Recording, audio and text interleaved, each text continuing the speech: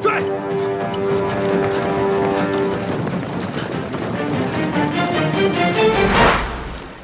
奇怪，这刘德昭和吴三桂的人，为什么对我们的行踪了如指掌，如影随形？难道是我们之中有内奸？不可能啊！这些侍卫都是你亲自挑选的八旗子弟，我跟我哥哥也不可能是内奸，没有人了。希望如此吧。可能是他们派的暗哨太多了，一直在追踪我们。嗯。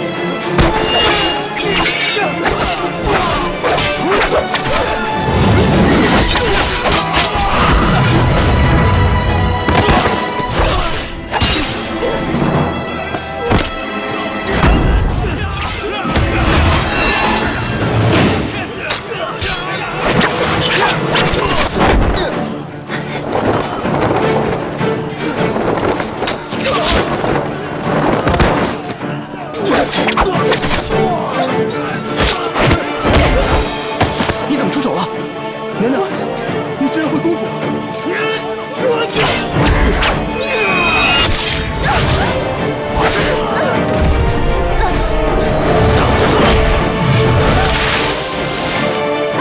当心！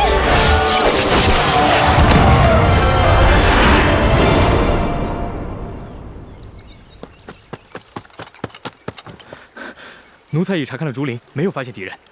好，知道了。 奴才告退。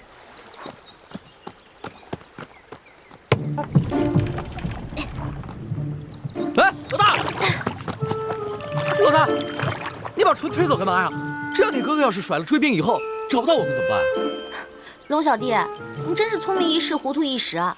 你说你把船放在这不推走，那敌人追上了，不就知道咱们在哪儿了吗？真是。哦。哎，你会不会水啊？不会啊。 我从小在皇宫里长大，从来没下过水。那你还当什么真龙天子啊？你当哈鸭子算了。这点我哥哥就比你强多了。我哥哥不仅精通水性，他呀可以一口气憋在水里好长时间都不浮上来的。哎，可是你哥哥一个人会水也没用啊，他还得护着婉心，那怎么从河对岸游过来？我哥哥怎么可能带着丽嫔娘娘下水啊？我哥可厉害了，他会很多本事。 只要给他半个时辰，那河边这些树木啊，就可以让他弄下来做一个木筏，直接带着丽嫔娘娘就可以划过来了。再说了，他过来以后看不到船，他也能想办法找到我们。我哥哥就是有这样的本事。以前啊，我还挺自负的，觉得自己是个文武全才。现在才知道，这世上人才太多。只是我很幸运，若你哥哥做了皇帝，未必比我差。 哎呀，龙小弟，有些玩笑是开不得的，知道吗？这种玩笑别人开不得，我开个绝无妨。行了行了，别废话了，咱们赶紧进树林找一个安全的地方吧。走。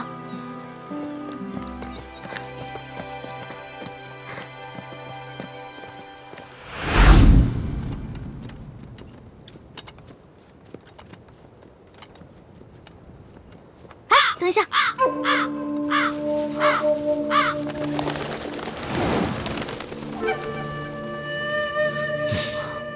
老大，你也太大惊小怪了，这只鸟就把你吓成这样。我不是为了保护你吗？我怕有埋伏啊！你以为你真是龙啊，能腾云驾雾啊？老说我武功差，武功差，你武功比我差多了好吗？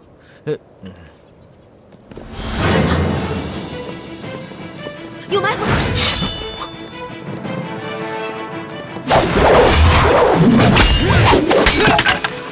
主子，你们先走。走走。 啊！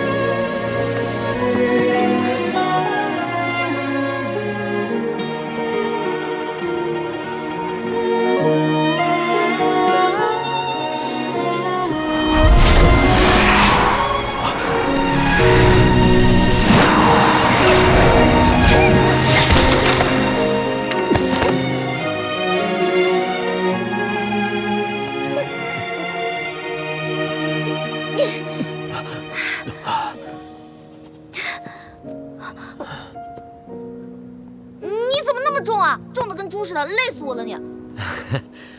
好险啊！你那些侍卫太没经验了吧？树林里有埋伏都不知道，咱们得赶紧离开这儿，走吧。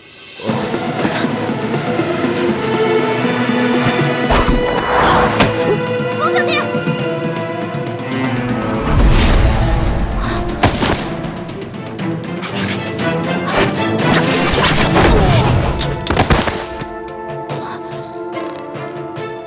龙小弟，龙小弟，你没事吧？你个笨蛋，准是吸了毒烟了。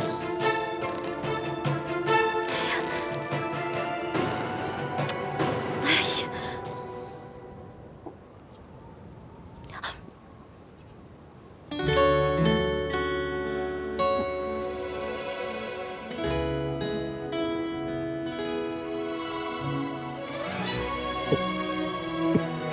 龙小弟，龙小弟，你醒了，没事吧？老大，我做了一个好长的梦，做什么梦了？我梦到有一个美人在亲我。不正经，一醒来就不正经，是不是？老大，我呼吸不过来。你又怎么了？这装的还是真的呀？哎，你别吓我，龙小弟！龙小弟！龙小弟！满是怀念，心中细流。你又骗我是不是？没有，老大，我没有骗你，我是真的很难受。你再给我做一下。做什么做？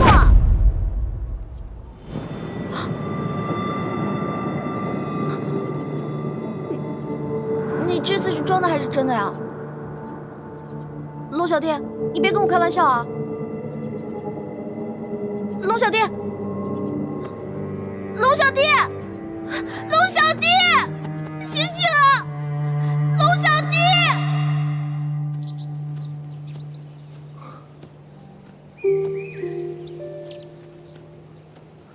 倾城，你感觉怎么样了？等找个安全的地方，我再给你疗伤。我没事，辛苦你了。你是为了救我才负伤的，说这些做什么？今天若不是你，我就危险了。只要能真的帮到你，就算让我死，我也心甘情愿。我知道，你几次留下来不肯随康熙走，都是为了我。其实你不用担心我，那些官兵对我来说，不过是清廷养的酒囊饭袋，根本就奈何不了我。大师兄，若是放到平时，我自是不担心。可是这回你从刘德昭的府上救了孟祥和以后，连续恶战了几天几夜都没有休息，万一稍有闪失，出了意外怎么办？你还知道为我担心，可另一个人只知道为别人担心。大师兄，你别伤心，小师妹不是不担心你，只是在她心中啊，你这个猪哥哥是无所不能的大英雄，根本不需要她担心啊。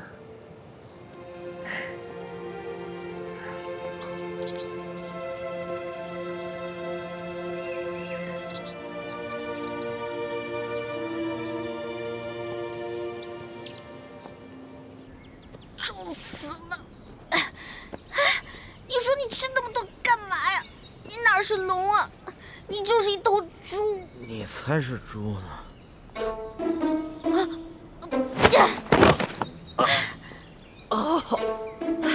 割到石子儿了！你干什么？要弑君啊？你有没有良心啊？我累成这样，你在上面给我装昏迷啊？不是，我哪儿装昏迷了？我刚刚是被你撞晕了。得了吧，你刚刚明明是醒的。不是，我本来真的是晕着的，你走路摇摇晃晃的把我给摇醒了，我正想下来呢，这不知道你这叽叽咕咕说什么呢，我就想听一下，没想到啊，你居然在背后说我的坏话，被我发现了以后，你还行凶把我扔在地上。恶人先告状啊！行，我躲开行了吧？不，哎，老大，你不是，你别生气，我请你吃好吃的还不行吗？不是，哎，老大，哎，我这屁股坏了，我追不上你。哎，老大，不是，别生气，你听我说，我那时候，哎，不是，老大，你考虑一下伤残人士。走开！快走，快走，二位慢走啊！越来就走。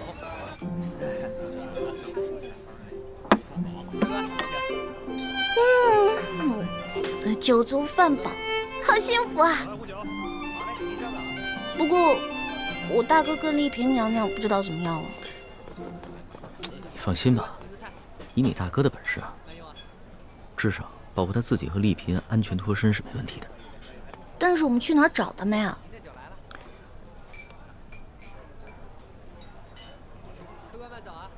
眼下整个山西都不安全，咱们只能顺着道往京城走。要是能在半路上遇见了，那当然最好；如果不行的话，就只能在京城碰面了。嗯，也只能如此了。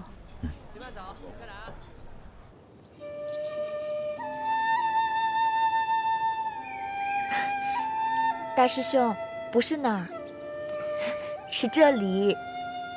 啊！怎么了？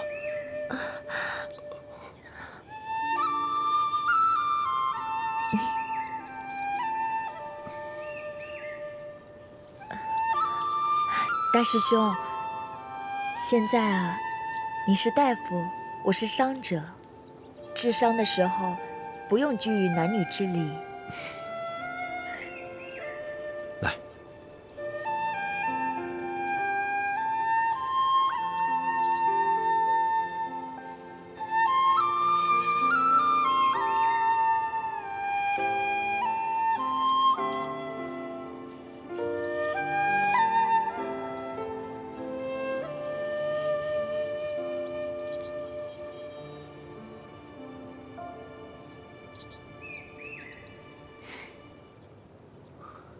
我们这一路上，自离了太原，就遭到吴三桂、刘德昭2路人马的追杀，实在是太蹊跷了。你的意思是说，为什么他们对我们的行踪和计划了如指掌？对，我怀疑我们内部出了奸细。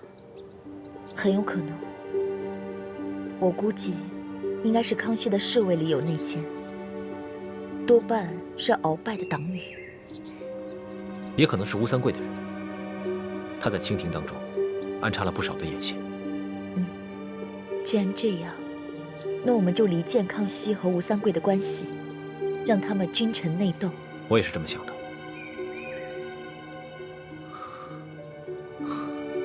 不知道欢妹现在怎么样？你在这儿休息一会儿，我去找点水。嗯。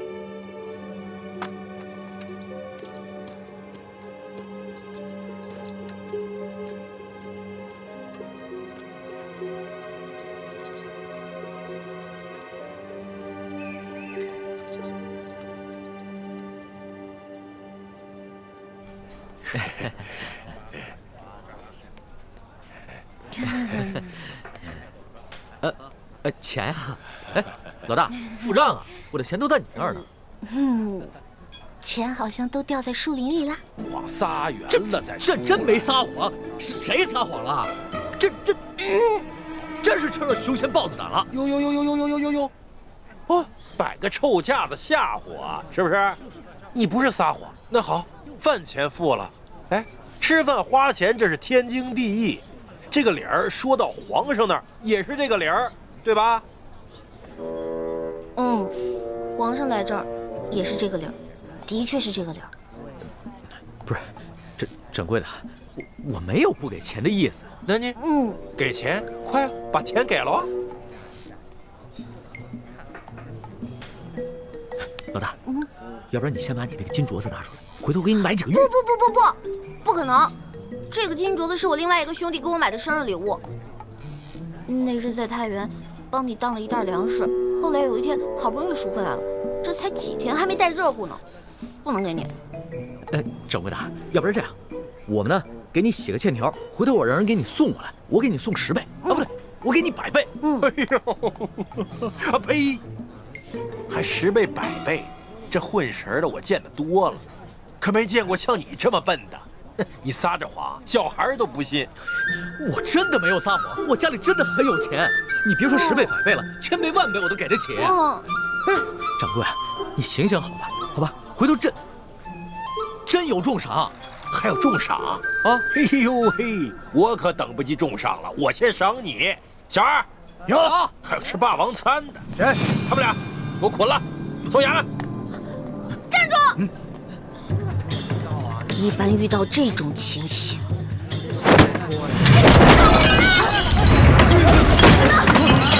别跑！别让他跑了！站住！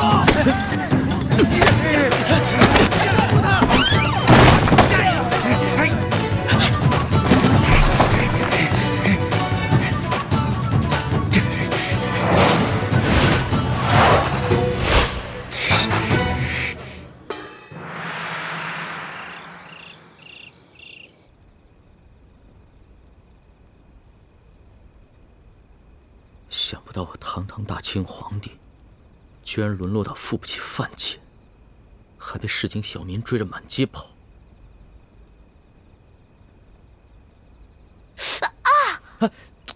行不行啊？这才一会儿扎了10几下了。你嫌弃我啊？这还是我第一次拿针线呢，以前都没有过。这么说，你是把第一次给我了？当然了。哦。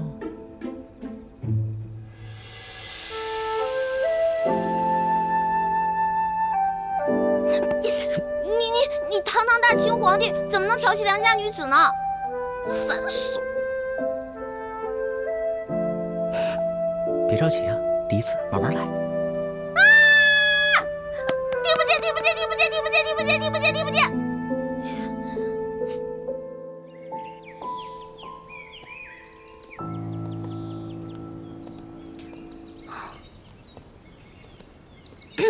老大，这次回了宫以后，我一定要把这件衣服好好的珍藏起来。至于吗？不就缝的差了一点吗？你还存起来，好随时嘲笑我是吧？老大，我是跟你说认真的。我贵为天子，却被自己提拔的官员追得如此狼狈。这次出巡对我来说意义太重大了，所以我要收藏好这一件衣服，好时刻提醒自己做一个好皇帝。我要建立一套行之有效、提拔监督官员的制度，这样天下才能太平。说得好，龙小弟。哎呀，也不枉我昨天帮你缝衣服扎破手指了。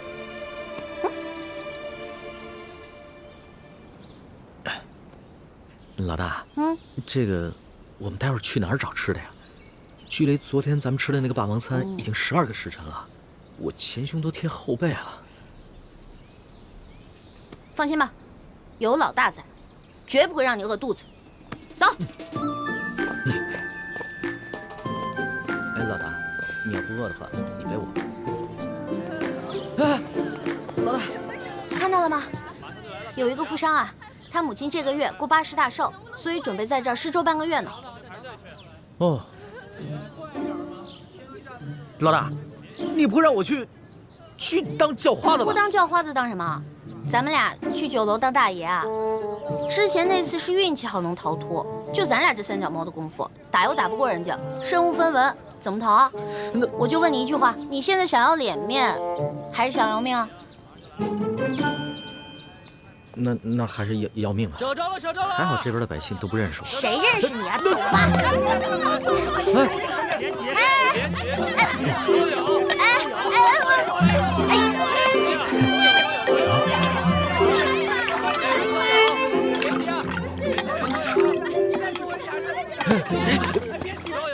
挤什么挤啊？明明是你挤我了。我挤你怎么了？我比你爹岁数还大，就你这样子，还和我们这些老不死的抢一碗稀粥，你知羞不知羞啊你？麻烦，再来一碗。没了啊！回去吧啊！没了。啊，没了啊！今天都没了。没了，下次再来吧。哟，后生，你来晚了，这都没了。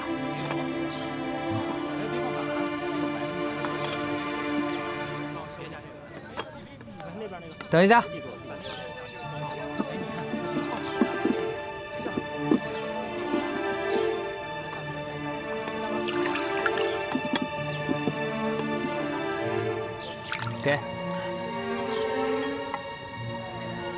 我说小后生，你可别嫌弃这碗刷锅水了，它总比一碗清水强啊，多少能沾点骨气。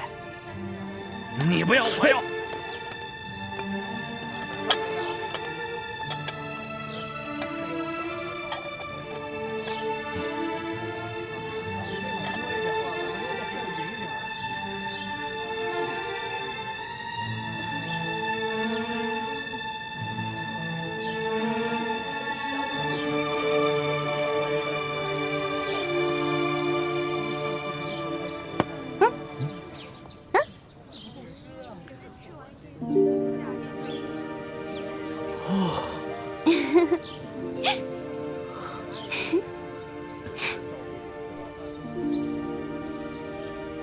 怎么样，好喝吗，龙小弟？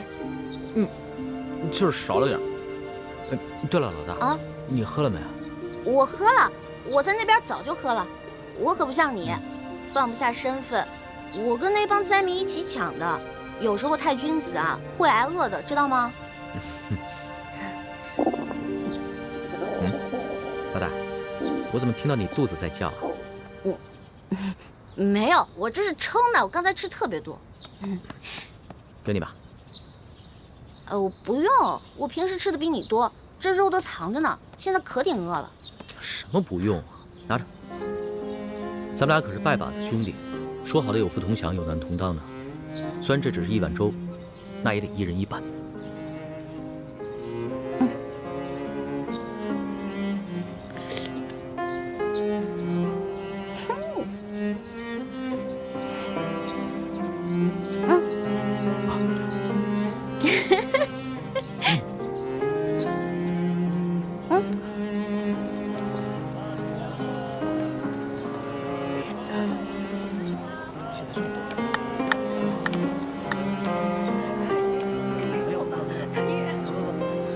不行，我得想个法子尽快回京城。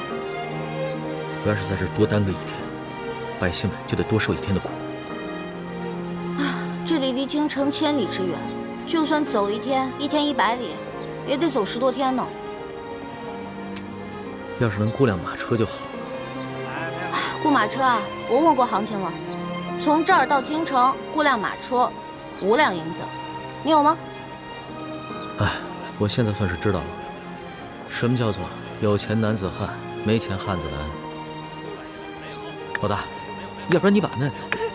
公子，少一点吧，我真的没有了。没吃饭。谢谢公子，谢谢公子，真是。给我一点吧，走吧，真的没有了。老大，你就让我把那个金镯子给当了吧，等我回了京城以后，立马让人帮你赎回来。不行不行啊，我这个金镯子是我一个兄弟送我的，我那个兄弟心思很重的，如果他知道我把金镯子当了，他一定会很难过的。哎呀，你自己想办法赚钱嘛，别老打我金镯子的主意，行不行？好，我知道你是故意刁难我，我还就不信了，我挣不了这5两银子。这才是我的好龙小弟嘛，文武双全，什么都会，对不对？不过你想到什么办法赚钱了吗？老大，你的耳环呢？哦，这儿呢。哎，你的金镯子不能当，耳环可以吧？耳环是可以啊，不过耳环不值什么钱，只能卖10几个铜板。10几个铜板就够了，走。哎，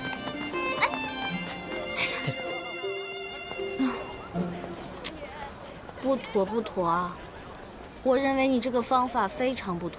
明明耳环换来的铜板可以买2个烧饼吃，你非得买这些笔墨纸砚干什么？我卖了字儿以后，你还吃烧饼啊？我给你买10只烤鸭，让你边坐着马车边吃着烤鸭回京城。吹吧吹吧，反正大清吹牛不上税。老大，你别门缝里看人，把人看扁了。我自幼好学工书，不到10岁的时候啊，这朝中诸位大臣啊，对我的字儿那是争相收藏，民间更是一字难求啊。如今我沦落在此啊，拿自己的字儿换一点盘缠，不管是谁买了，那都会当成传家宝的。是啊，你最棒，你最厉害，你是皇上，你说了算。发钱了，来客了，来领钱了。你看看，我就说了吧，我字儿有人喜欢。发钱了，发钱了啊！都有啊，排好队，节都有。看到了吧？你的字在他们眼里还没个铜板实惠呢。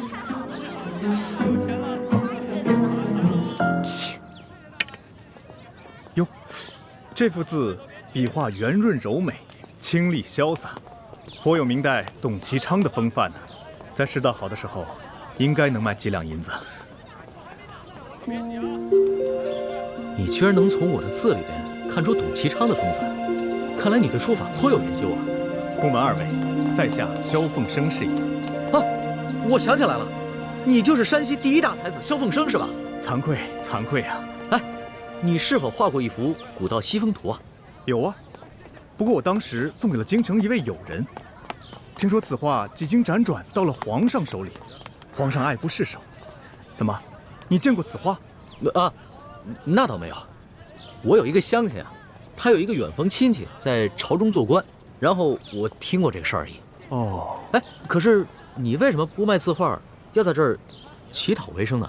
世道不堪，灾荒之年，老百姓连饭都吃不上，哪还有什么闲钱买我的劳师字字画呢？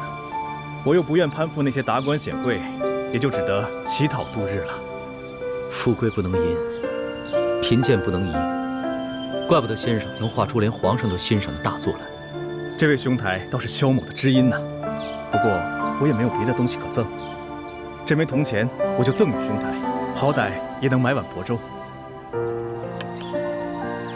告辞了。哎，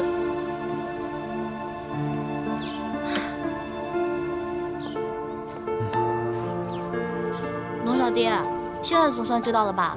大臣们啊，觉得你的字值钱，并不是因为你的字写的有多好，而是因为你是皇上，天子墨宝，谁不想要啊？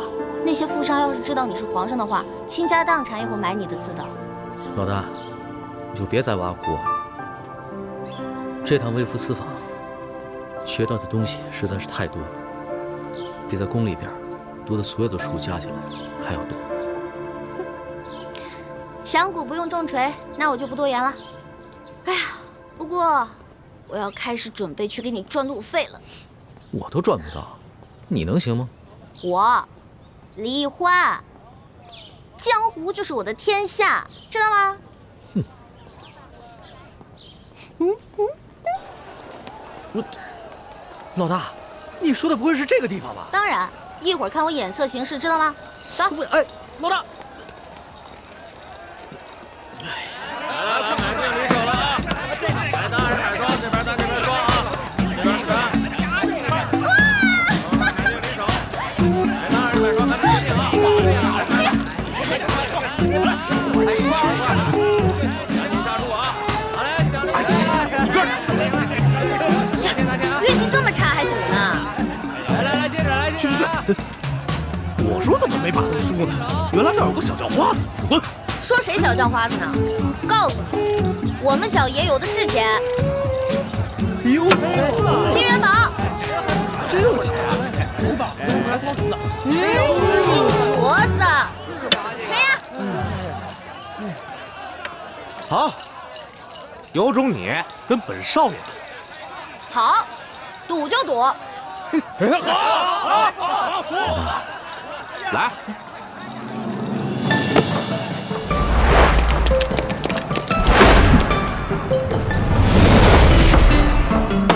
赢了！我的，拿上，我们的，再来，再算了，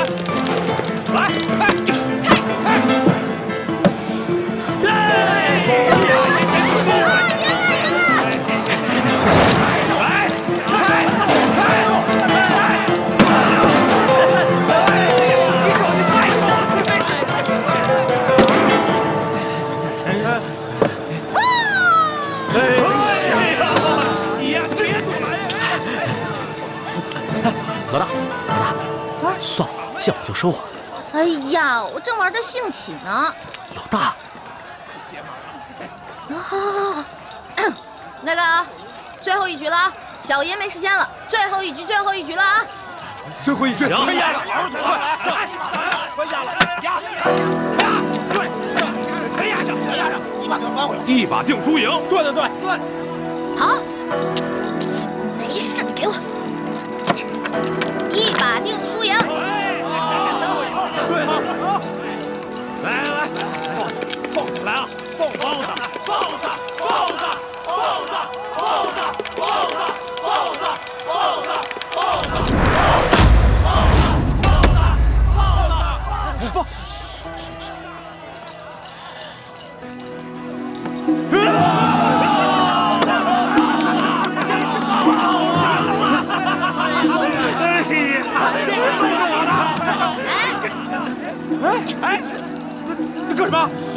的骰子还没摇开呢。开啊！开啊！等开啊！对呀，你还能看什么呀？等着啊！来，随便来啊！开啊！开呀！开啊！真是要开始！破！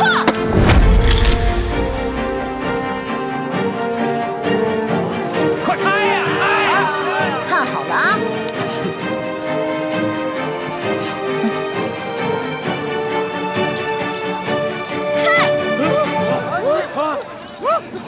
怎么是19两？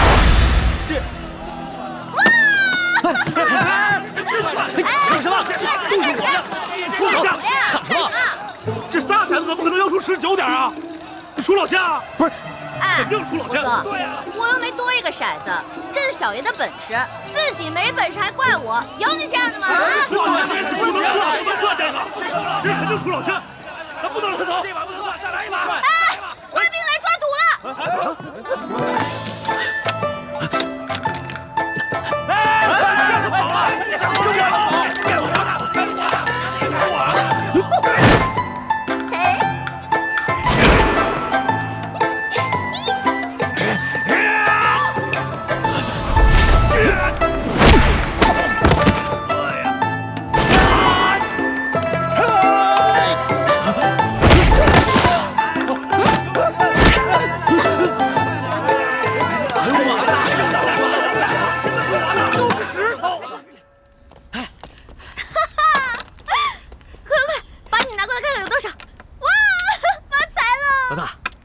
几10两呢，这下好了，我们不仅雇马车的钱有了，吃饭的钱都有了。老大，你真行！那当然了，要不然怎么做的你老大呢？哎，拿过来啊！这些钱都是我挣的，跟你没有关系。哎，行，算我欠你的，回头我就还你，行吗？还我？我的利息可高了，你还得起吗？老大，你可不要趁火打劫呀！趁火打劫？全天下哪有你这个皇上厉害啊？大明内乱，你们大清趁机占领了大明的整个江山，老百姓刚刚经历了战乱，想过上几天安生日子，可你们呢？朝中权贵搞起了圈地，各地的官吏争相设置各种关卡，变相收取各种赋税，你们这才叫做趁火打劫，一本万利的勾当呢！我怎么了？我说错了吗？我说的都是实话。龙小弟，其实这就是我要的利息。你要记得曾经答应过我的那些话：消除权贵特权，革除积弊，整顿吏治，让全天下的老百姓过上好日子。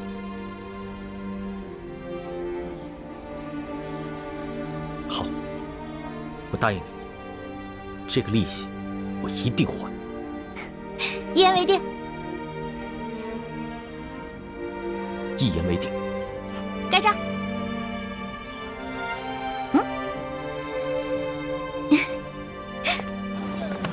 没有，说了没有？这个纸张，看看这儿。干啥？哎，陆小弟，你干嘛呀？赶紧雇辆车回京城吧，别再节外生枝了。这不刚好路过吗？我这辈子就没吃过霸王餐，咱们还是把没付的钱给人结了吧。别人小本生意也不容易啊。龙小弟还挺好面子，老百姓就怕皇帝不要面子，随便天下骂声一片，民怨沸腾，皇帝却装聋作哑听不见。放心吧，我这次出宫啊，这心也算是真开窍了。哎，走开！哎，2位客官，哎，请。掌柜的，这是上次欠你的饭钱，够吗？哎呀，二位，你们客气了，够了。是不是没想过我们会回来呀？哎呀，哪能啊！二位都是正人君子，肯定会回来。按照我的做派呢，就像你上次那么奚落我，就可以抵了这顿饭钱。不过呢，我小弟为人正直，非要拉我回来还你钱不可。哎呦，是啊。哎，二位爷，不是小的粗俗势力，小本生意都亏不起。这么着，我再请二位用一餐，算我对你们上次那个赔罪，你看如何？不必。哎，可以，有酒有肉。老大吃白不吃吗？不是你，没事儿，人是铁，饭是钢嘛，吃饱以后再上路啊。万一一会儿路上想买好吃的没有了呢？而且你看老板人家多有诚意啊。就是嘛，哎，赏个脸，二位赏个脸啊！哎，小二，快，请二位爷楼上上雅座。哎，好嘞，这边挑雅座啊！哎，小心楼梯。哎，慢点。啊！好，吃。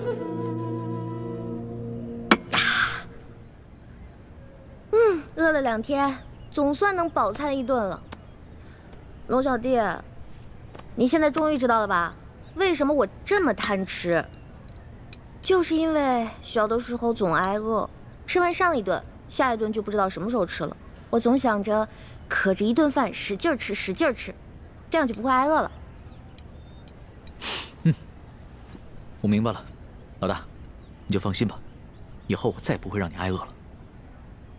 不光不让我挨饿，你要让全天下的老百姓都不挨饿。好，我努力，尽量做到。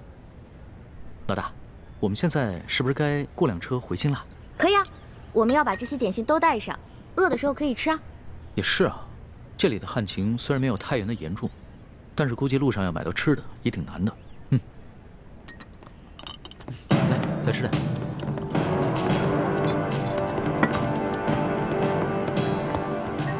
铁捕头，就是他们。掌柜的，你这是干嘛呀？上次的饭钱我们可结清了，这顿是你刚才在底下说你请我们的，不就一顿饭的事儿吗？那我们给你钱还不行？你报什么官啊？二位爷，这就不怨我了，你们这胆子也太大了。既然巡抚大人已经全省通缉你们，还敢上我这酒楼来？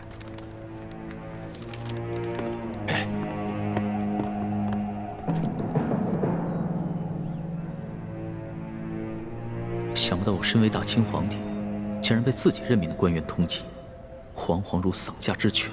下一章。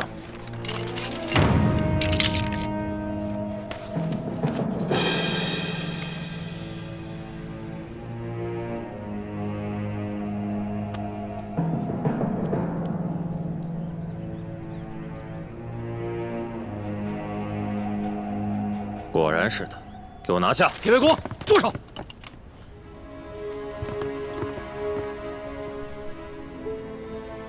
你认识我？我虽不认识你，但我知道你是谁。你做了20多年的捕头，破获无数刑案，抓过无数盗匪，屡受朝廷的嘉奖。去年你因公致残没了左手，皇上特意恩诏，命宫中的能工巧匠帮你打造了这只可以伸缩的铁手。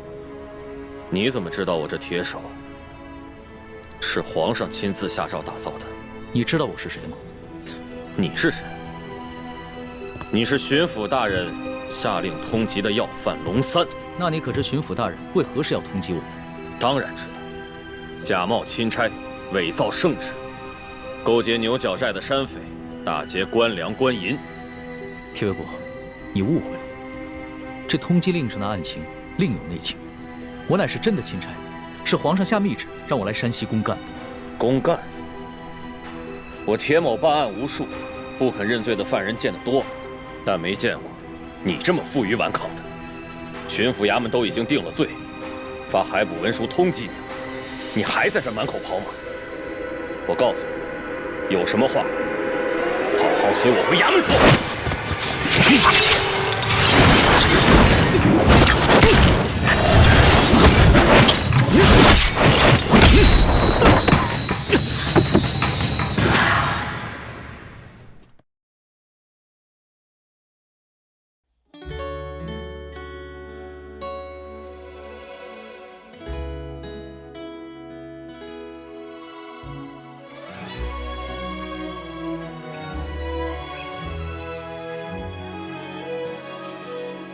春秋两岸，时光催尽放可叹。一觞的月，将心留于人世间。手握乾坤，仙风女子在云端。花开之间，留蝴蝶掌心清泉，天与地开在眉间，弹千桥，万事还原，心中细流，回远方清泉，回首一生路漫漫。